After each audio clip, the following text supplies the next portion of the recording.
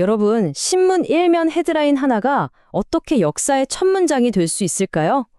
오늘은 바로 그 엄청난 순간들을 한번 깊이 파헤쳐 보겠습니다. 자, 헤드라인이라는 게 그냥 무슨 일이 있었다 하고 알리는 게 아니에요. 지금 보시는 것처럼 헤드라인은 그 순간의 충격, 기쁨, 비극 같은 우리 인간의 감정을 딱 잡아내죠. 그리고 그 파장이 바로 역사가 되는 겁니다. 이게 바로 오늘 우리가 탐구할 핵심이에요. 네, 그래서 오늘 우리의 여정은요, 먼저 세상을 연결한 아주 작은 혁신에서부터 시작할 거고요. 그 다음엔 지구 끝과 생명의 비밀을 파헤친 위대한 탐험 이야기로 넘어갈 겁니다. 그리고 마지막으로는 분쟁이 어떻게 새로운 세계를 만들어냈는지 살펴보고 이 모든 헤드라인이 지금 우리에게 어떤 의미인지 되짚어보는 시간을 갖겠습니다. 자, 첫 번째 장입니다. 눈에 잘 띄지도 않을 만큼 작은 물건 두 개가 어떻게 세상을 통째로 바꿔놨는지 그 거대한 도약의 순간으로 함께 가보시죠. 왼쪽에는 1페니짜리 우표 한 장. 이게 뭘 했냐고요?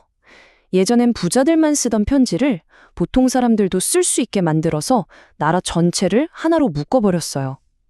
그리고 오른쪽엔 정말 작은 알약 하나. 바로 피임약이죠. 이건 개인의 삶, 특히 여성의 삶에 엄청난 혁명을 가져왔습니다. 사회의 규칙 자체를 다시 쓰게 만들었죠. 대체 이 작은 것들이 어떻게 이런 엄청난 일을 해냈을까요? 롤런드 힐의 아이디어는 정말 혁명적이었어요. 생각해보세요. 예전엔 편지를 받는 사람이 비싼 돈을 내야 했는데 이걸 보내는 사람이 딱 1페니짜리 우표 한 장 붙이는 걸로 바꾼 거예요. 이 페니 블랙 우표 하나가 통신의 민주화를 이끈 거죠.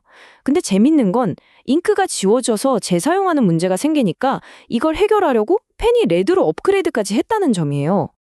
그 결과요? 상상을 초월했습니다.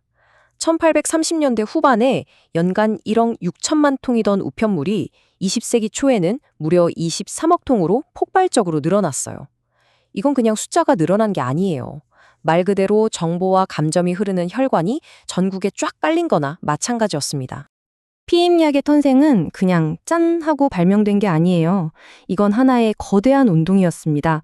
마고리 쌩어 같은 사회운동가가 끈들기게 과학자들을 설득하면서 시작됐고요.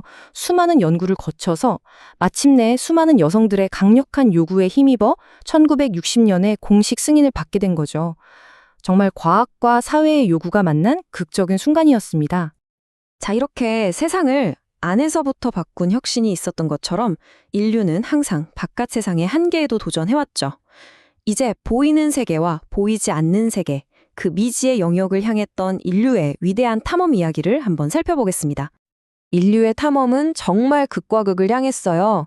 하나는 저 얼음으로 뒤덮인 지구의 끝, 남극을 향한 물리적인 정복이었고요.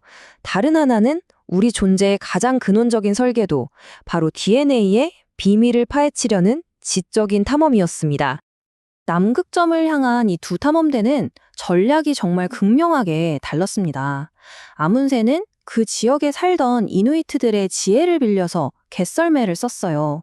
반면에 스콧은 당시 최신 기술인 기계식 썰매랑 조랑말에 의존했죠. 결과는 혹한 속에서 모든 게 실패로 돌아갔습니다.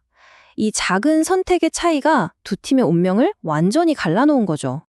스콧이 마침내 그토록 원하던 남극점에 도착했을 때 그를 기다린 건 승리의 영광이 아니었어요.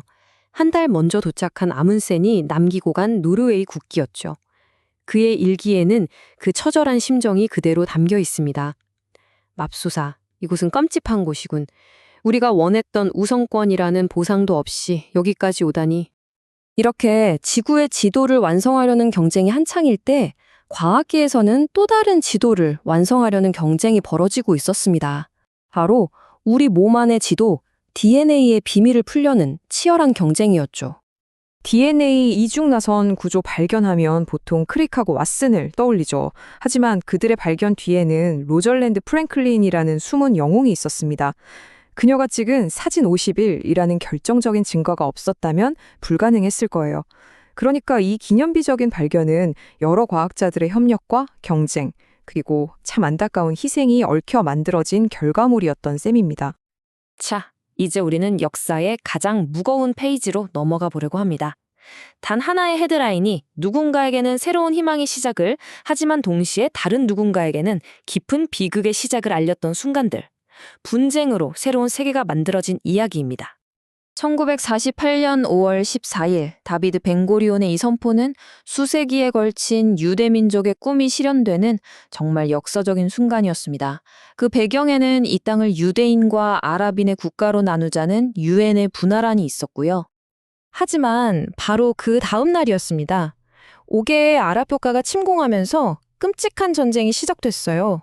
한 민족의 꿈이 현실이 된 바로 그 순간이 다른 민족에게는 오늘날까지도 계속되는 기나긴 비극의 서막이 되어버린 겁니다.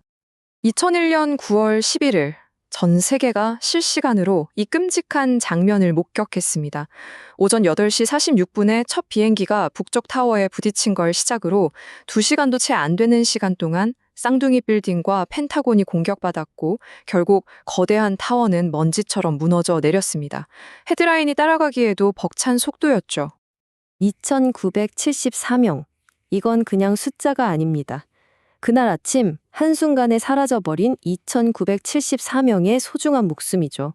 이 비극은 단 몇 시간 만에 세상을 영원히 바꿔버렸고 테러와의 전쟁이라는 완전히 새로운 시대를 열었습니다. 자, 그렇다면 우리는 이 과거의 순간들, 역사의 축으로부터 무엇을 배울 수 있을까요? 오늘 우리가 살펴본 헤드라인들은 단순히 과거의 기록이 아닙니다. 생각해보세요. 1페니 우표는 오늘날의 소셜미디어로 이어졌고 남극 탐험의 경쟁은 인류의 끝없는 도전 정신을 상징하죠. 그리고 이스라엘 건국과 9.11 테러는 여전히 우리가 사는 이 세계의 질서를 만들고 있습니다. 이 모든 것들이 바로 지금 우리의 이야기의 첫 문장이었던 셈이죠. 그래서 마지막으로 여러분께 이 질문을 한번 던져보고 싶습니다. 100년 뒤 미래의 역사가들이 우리 시대를 돌아본다면 과연 어떤 헤드라인이 우리 시대를 정의하는 첫 문장으로 기록될까요? 그리고 그 헤드라인은 지금의 우리에 대해 어떤 이야기를 들려주게 될까요?